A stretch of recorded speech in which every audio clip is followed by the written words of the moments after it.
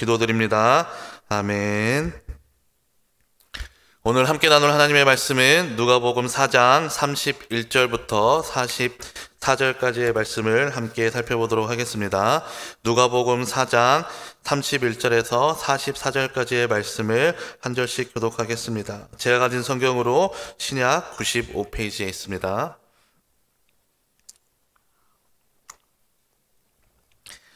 갈릴리의 가버나움 동네에 내려오사 안식일에 가르치심에 그들이 그 가르치심에 놀라니 이는 그 말씀이 권위가 있음이로라.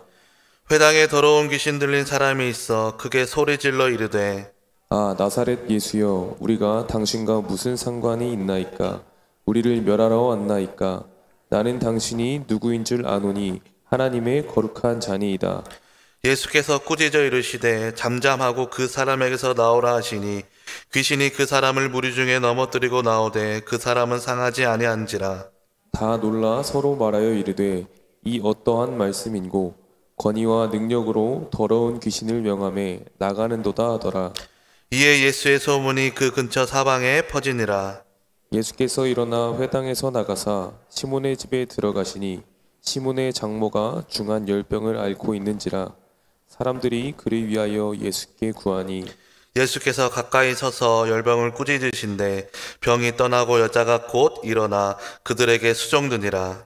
해질 무렵에 사람들이 온갖 병자들을 데리고 나아오매 예수께서 일일이 그 위에 손을 얹으사 고치시니 여러 사람에게서 귀신들이 나가며 소리질러 이르되 당신은 하나님의 아들이니이다. 예수께서 꾸짖으사 그들이 말함을 허락하지 아니하시니 이는 자기를 그리스도인 줄 알미러라. 날이 밝음에 예수께서 나오사 한적한 곳에 가시니 무리가 찾다가 만나서 자기들에게 떠나시지 못하게 만류하려 하매 예수께서 이르시되 내가 다른 동네들에서도 하나님의 나라 복음을 전하여야 하리니 나는 이 일을 위해 보내심을 받았노라 하시고 갈릴리 여러 회당에서 전도하시더라. 아멘. 오늘도 새벽을 깨어 나오신 초청의 모든 성도님들 가운데 주님 주시는 은혜가 풍성하기를 간절히 소망합니다. 어제 본문에 이어서 예수님께서는 계속해서 복음을 전하는 일을 감당하고 계십니다. 어제 본문에서는 고향이었던 나사렛에서 복음을 전하셨고 고향 사람들이었던 나사렛 사람들에게서 배척을 받으시는 사건을 우리가 함께 살펴보았습니다. 오늘은 계속해서 그분의 사역을 이루어가고 또 함께 하시는 그 사역을 우리가 함께 살펴볼 수 있는데 크게 오늘 본문은 세 가지의 부분으로 나누어서 살펴볼 수 있습니다. 첫 번째는 31절에서 37절까지 기록한 사건인데요. 31절에 예수님께서는 가버나움에서 다시 복음을 전하시기 시작하십니다. 하셨던 것처럼 안식일에 회당에 가서 사람들에게 하나님의 말씀을 가르치기 시작하십니다. 31절에 나온 가버나움이라는 동네는 어제 우리가 살펴보았던 나사렛이라는 도시에서 북쪽으로 한 30km 정도 되는 지점에 있는 도시입니다. 그리고 나사렛은 구릉지대에 있는 높은 지대에 있는 도시인 반면에 이 가버나움이라는 도시는 갈릴리 해변에 있는 도시입니다. 상대적으로 나사렛에 비해서 낮은 지역에 있는 도시입니다. 그래서 성경은 예수님께서 가버나움으로 내려오셨다라고 표현하고 있습니다. 가버나움에 내려오신 예수님께서는 나사렛에서 하셨던 그 사역 그대로 사람들 가운데 가셔서 그들 가운데 하나님의 말씀을 선포하시기 시작하십니다.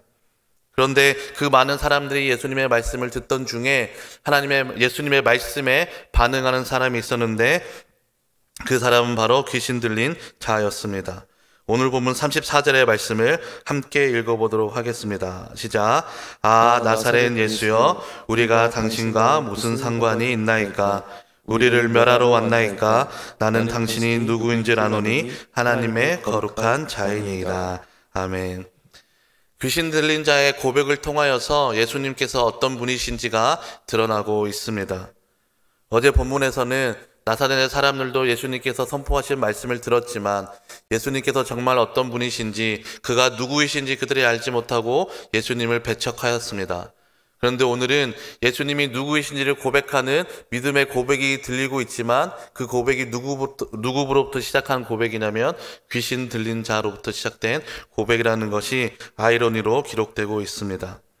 정상적인 사람도 아닌 귀신 들린 자의 입을 통하여서 이 땅에 그리스도로 오신 예수님께서 어떤 분이신지 정확한 믿음의 고백이 선포되어지고 있는 것입니다. 귀신 들린 자의 고백이 예수님에 대해서 이렇게 이야기하고 있습니다. 첫 번째는 예수님을 향하여서 나사렛 예수라라고 지칭하고 있습니다. 이 말은 곧 말 그대로 나사렛에서 태어나 자라난 예수라는 의미를 가지고 있는 호칭입니다. 반면에 이것이 의미하고 있는 것이 무엇이냐면 예수님께서는 우리와 똑같은 인간의 몸으로 오신 인간 예수님, 완전한 인성을 가지신 예수님이라는 것을 의미하고 있는 것입니다. 하나님과 동등하신 분이 왜 우리와 똑같은 몸으로 이 땅 가운데 오셨습니까? 죄인된 우리의 비참함 가운데에 예수님께서 함께 하시고 우리의 모든 죄를 대속하시기 위해서 우리와 동일한 인간의 몸으로 오셨습니다. 그리고 귀신의 고백에서도 이것을 우리가 확인할 수 있습니다. 예수님께서는 완전한 인간으로 오신 나사렛 예수, 예수님께서는 우리와 완전히 동일한 몸으로 비참한 우리의 인생에 함께 하시고자 오신 그리스도 예수이심을 귀신 들린 자의 입술을 통하여서 고백하고 있다는 것입니다. 예수님께서 완전한 인간의 몸으로 오셨기에 우리의 완전한 비참함을 아시기에 예수님께서는 우리의 모든 죄악을 대속하실 수 있는 분이심을 우리가 이 고백을 통하여서 살펴볼 수 있습니다. 그런데 예수님을 대면하는 귀신들이 공통적으로 가지고 있는 감정이 있는데 그것이 무엇이냐면 두려움입니다. 예수님을 만나는 귀신들마다 예수님을 대하기를 두려워하고 다른 곳으로 자신을 쫓아내 주기를 청하는 그런 사건들을 우리가 성경을 통해서 간간히 살펴볼 수 있습니다. 귀신들이 예수님을 무서워하고 두려워하는 이유는 예수님이 오면 그곳 가운데의 모든 것이 자신들이 통치해야 할, 자신들이 다스려야 할 인간들이 자신들에게서 떠나가서 예수님께로 가는 그러한 역사들이 일어나기 때문에 그렇습니다. 귀신은 죄라는 어둠 속에 속한 자들을 사로잡아야 하는데 예수님께서 이 땅에 인간의 몸으로 오셔서 우리의 모든 죄악을 대속하시면 그의 구원으로 말미암아서 죄 가운데 사로잡아야 할 우리들이 더 이상 귀신들에게 사로잡히지 아니하고 예수님께 나아가 자유함을 얻기 때문에 귀신들은 예수님을 만날 때마다 예수님을 두려워하고 예수님을 대적하는 것입니다. 그래서 귀신은 예수님을 만날 때마다 이렇게 고백합니다. 오늘 본문 34절에 있었던 것처럼 우리를 멸하러 오셨나이까? 라고 귀신이 고백하는 이유가 예수님이 가시는 그곳마다 귀신 들린 자에게 붙잡힌 자들은 귀신으로부터 놓여지는 역사가 일어나고 악한 것, 약한 것에 있는 자들이 회복되어지는 역사가 일어나기 때문에 그렇습니다. 또 귀신의 고백 가운데 있는 예수님은 어떤 모습이냐면 하나님의 거룩한 자라는 고백을 우리가 살펴볼 수 있습니다. 하나님의 거룩한 자라는 표현은 41절에 오늘 본문의 41절에 기록하고 있는 하나님의 아들이라는 표현과 동일한 표현입니다. 이 표현은 예수님께서는 하나님과는 동등하신 분이시고 하나님과 관계가 있으신 분이라는 믿음의 고백이라고 할 수 있습니다. 하나님의 거룩하신 자라는 표현을 잘 살펴보면 하나님께 속하신 분이라는 의미를 포함하고 있고 또한 그 말 가운데는 거룩하신 하나님께서 보내신 거룩한 자라는 말을 포함하고 있습니다. 예수님께서는 이 고백처럼 정말로 거룩하신 분이십니다. 그리고 예수님의 거룩하심은 예수님께서 자라나시면서 저절로 터득된 것이 아니라 오실 때부터 이 땅 가운데에 거룩하신 분으로 오셨다라는 것을 우리는 기억해야 합니다. 누가복음 1장 35절 마지막에는 이렇게 기록하고 있습니다. 이러므로 나실 바 거룩한 이는 하나님의 아들이라 일컬어지리라 하고 고백합니다. 예수님께서 거룩하심은 태어날 때부터 거룩하신 분으로 이 땅에 오셨고 예수님의 거룩하심은 완벽한 거룩하심입니다. 거룩하다라는 것은 구별된다라는 의미이기도 하지만 거룩하다라는 것은 그 어떤 악함도 없다라는 것을 의미하는 것입니다. 완벽히 거룩하신 예수님, 그래서 예수님께서 가시는 곳마다 어떤 일들이 일어나냐면 거룩하지 않는 것들이 다시 거룩하게 되어지는 회복의 역사가 일어납니다. 왜냐하면 완벽하게 거룩하신 예수님께서 명하시기 때문에 그렇습니다. 완벽하게 거룩하신 예수님께서 그곳 가운데 친히 가셔서 그들 가운데 그 거룩을 회복하시기 때문에 그렇습니다. 예수님께서 누가복음 가운데 보여주신 수많은 사역들, 말씀을 가르치시고 병자들을 고치시고 귀신을 쫓아내시는 사역이 어떤 사역입니까? 거룩하지 못한 것들을 다시 거룩함으로 되돌려 넣는, 회복하는 사역을 예수님께서 지금 하고 계신다라는 것입니다. 오늘 본문의 두 번째 내용은 38절에서 41절의 내용으로 예수님께서 회당에서 나가셔서 시몬의 집에 들어가시는 사건을 기록하고 있습니다. 우리가 다 아는 것처럼 이 시몬은 베드로를 의미합니다. 그래서 베드로의 집에 들어가서 중한 열병을 앓고 있는 이 베드로의 장모를 예수님께서 낫게 하십니다. 이 사건에서 우리가 중요하게 생각해 보아야 할 부분이 있는데, 그것은 예수님께서 어떤 방식으로 어떤 방법을 통해서 일하시냐라는 것을 우리가 살펴보아야만 합니다. 예수님께서 베드로의 집에 들어갔을 때에 베드로의 장모가 중한 열병에 앓고 있다는 것, 아픔 가운데 있다는 것을 너무나도 잘 아셨습니다. 그런데 예수님께서 집에 들어가자마자 바로 베드로의 장모를 낫게 하신 것이 아니라 그곳에 있는 사람들이 예수님께 구하였을 때에, 예수님, 이곳에 중한 열병을 앓고 있는 자가 있습니다, 예수님 치료하여 주십시오라는 이 사람들의 구함을 듣고 예수님께서 일하셨습니다. 오늘 본문 38절과 39절의 말씀을 함께 읽어보도록 하겠습니다. 시작. 예수께서 일어나 회당에서 나가사 시몬의 집에 들어가시니 시몬의 장모가 중한 열병을 앓고 있는지라. 사람들이 그를 위하여 예수께 구하니 예수께서 가까이 서서 열병을 꾸짖으신데 병이 떠나고 여자가 곧 일어나 그들에게 수종드니라. 아멘. 예수님께서는 사람들의 간구를 통하여서 일하셨습니다. 모든 것을 다 아시고 또 모든 것을 다 행하시는 예수님께서 우리의 기도를 통하여서, 간구하는 소리를 통하여서 일하신다라는 것은 우리가 반드시 기억해야 합니다. 우리가 다른 사람들을 위해서 기도해야 하고, 기도가 필요한 곳에 우리의 기도를 더하여서 우리가 마음을 다하여 기도해야 하는 이유가 바로 여기에 있습니다. 우리가 다른 사람을 위해서 간구하는 그 기도 가운데에 예수님께서는 그 기도를 통하여서 일하시기를 원하시고, 또 함께 기도하는 자들의 그 간구를 통하여서 하나님의 일하심을 경험하게 되기를 간절히 소망하고 계십니다.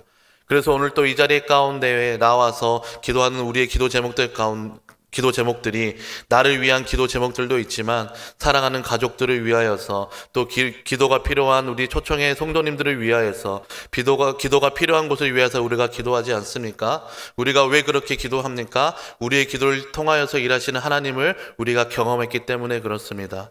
우리의 기도를 통하여서 하나님의 일하심을 나타내 주시는 하나님의 그 놀라우신 일하심을 우리가 알기 때문에 그렇다라는 것입니다. 오늘 또 예수님께서는 우리의 기도를 기다리고 계시고 우리의 기도를 통하여서 일하실 것을 약속해 주고 계십니다. 그래서 오늘 이 새벽 가운데 나와서 우리의 기도를 통하여서 하나님의 일하심을 경험하시는 우리 초청의 모든 성도님들이 되시기를 주님의 이름으로 축원합니다. 또 한 가지 우리가 생각해 보아야 하는 것은 이 베드로의 장모의 모습입니다. 중한 열병을 앓고 있다가 이제 예수님께서 오셔서 회복하게 하여 주셨습니다. 그 다음에 이 장모가 보인 행동이 어떤 행동이냐면, 일어나서 다시 예수님과 제자들을 수종들기 시작합니다. 은혜를 경험한 자가 자기가 할 수 있는 모습으로 섬기고 봉사하는 모습을 보이는 것입니다. 은혜를 경험한 자는 반드시 섬김의 자리에 나아갈 수밖에 없습니다. 왜냐하면 내 힘으로 나아진 것이 아니라, 내 힘으로 괜찮아진 것이 아니라 이것이 온전히 하나님의 은혜임을 알기 때문에 그렇습니다. 그래서 은혜를 경험한 자는 내가 할 수 있는 자리에서 내가 할 수 있는 방법으로 열심히 섬기기 시작하고 봉사하기 시작합니다. 만약에 나의 열심과 나의 의로움으로 시작한 섬김이라면 이 섬김은 반드시 얼마 가지 못한다라는 것을 우리가 너무나도 잘 알고 있습니다. 그러나 내가 오늘 받은 은혜로 인하여서, 오늘 나에게 허락하여 주신 그 풍성한 말씀으로 인하여서 내가 교회를 섬기고 지체를 섬기고 성도들을 섬긴다면 우리는 기꺼이 기쁨과 감사의 마음으로 섬길 수 있습니다. 왜냐하면 나로 인해서 시작하는 것이 아니기 때문이다라는 것입니다. 예수님께서는 계속해서 병자들을 고치시고 귀신들을 쫓아내시는 사역을 계속하십니다. 오늘 본문 41절 말씀을 함께 읽어보겠습니다. 시작. 여러 사람에게서 귀신들이 나가며 소리질러 이르되 당신은 하나님의 아들이니이다. 예수께서 꾸짖으시사 그들의 말함을 허락하지 아니하시니 이는 자기를 그리스도인인 줄 알미러라. 아멘. 이번에도 쫓겨나가는 귀신들이 예수님을 향하여서 이렇게 고백합니다. 당신은 하나님의 아들입니다 라고 고백하기 시작합니다. 그런데 이 고백을 들은 예수님께서 보인 반응이 재미있습니다. 35절에서도 그렇고 41절에서도 그렇고 예수님은 당신은 하나님의 거룩한 자이십니다. 당신은 하나님의 아들이십니다 라는 이 믿음의 고백을 예수님께서 들으시고 어떻게 하시냐면 잠잠하라라고 말씀하시고 더 이상 그들이 말하는 것을 허락하지 않으십니다. 누가는 예수님께서 귀신을 꾸짖으신 이유에 대해서 귀신들이 예수님께서 그리스도이심을 알았기 때문이라고 기록합니다. 이는 곧 하나님께서 모든 능력과 모든 권세를 예수님께서 주셨다라는 것을 의미합니다. 그리고 예수님의 이 권세대로 받으신 이 권세대로 귀신을 향하여서 명령하였을 때에 오늘 본문에 기록된 것처럼 그들이 나갈 때에 그 사람을 상하게 하지 못하는 그 상태로 나아갈 수밖에 없는 예수님의 그 능력과 권세에 그들이 복종할 수밖에 없음을 기록하고 있습니다. 그런데 이 주님께서 귀신들을 향하여서 당신은 하나님의 거룩한 자이십니다. 당신은 하나님의 아들이십니다 라는 이 믿음의 고백으로 들리는 이 고백들을 막으십니다. 왜냐하면 귀신들의 이 고백 가운데에는 그들의 악한 의도가 숨겨져 있기 때문에 그렇습니다. 우리의 구원은 예수님의 어떤 신적인 권능으로 인하여서 우리에게 주신 구원이 아니라는 것을 우리는 반드시 기억해야 합니다. 예수님께서 보여주신 치유의 능력, 또 귀신을 쫓아내는 그 능력에 우리의 구원이 이루어진 것이 아니라는 것을 반드시 기억해야만 합니다. 우리의 구원은 무엇으로부터 완성이 되었습니까? 하나님이신 예수님께서 이 땅을 말씀으로 창조하신 그분께서 우리와 동일한 비참한 우리의 몸으로 오셔서 우리의 모든 죄를 대속하셔서 우리를 대신해서 십자가에서 죽으시고 부활하심으로 하나님의 구원 사역을 완성해 주시고 이루어 주셨습니다. 어떤 그 능력에 의해서 우리를 구원하신 것이 아니기 때문입니다. 그래서 예수님께서는 그저 십자가 없이 놀라운 능력만을 앞세워서 예수님을 그리스도라 부르는 것을 금지하고 계시는 것입니다. 귀신들이 예수님을 만날 때마다 당신은 거룩한 자입니다. 당신은 하나님의 아들입니다 라고 고백하는 것은 예수님을 만난 귀신들이 갑자기 회개하고 착해진 것이 아니라 예수님의 구원 사역을 끝까지 방해하려는 그들의 악한 의도가 담겨 있다는 것을 우리는 기억해야 합니다. 우리의 구원은 어떤 신비한 능력으로 인해서 이루어진 것이 아니라 예수 그리스도의 끝까지 낮아지심, 우리의 인간의 몸으로 오셔서 십자가에서 죽으시고 부활하심으로 이루어 주신 구원이라는 것을 우리는 반드시 기억해야 합니다. 당신은 하나님의 거룩한 자입니다. 당신은 하나님의 아들입니다 라는 믿음의 고백은 맞는 고백이지만 예수님께서는 이 고백을 귀신에게서 듣고 싶으신 것이 아니라 친히 이 땅에 오신 이후 자신의 생명을, 자신의 모든 피와 물을 다 쏟으시면서까지 구원하시고자 하시는 주님의 자녀들의 입술을 통하여서 받기 원하신다라는 것을 우리는 오늘 하루의 삶을 살면서 반드시 기억해야 합니다.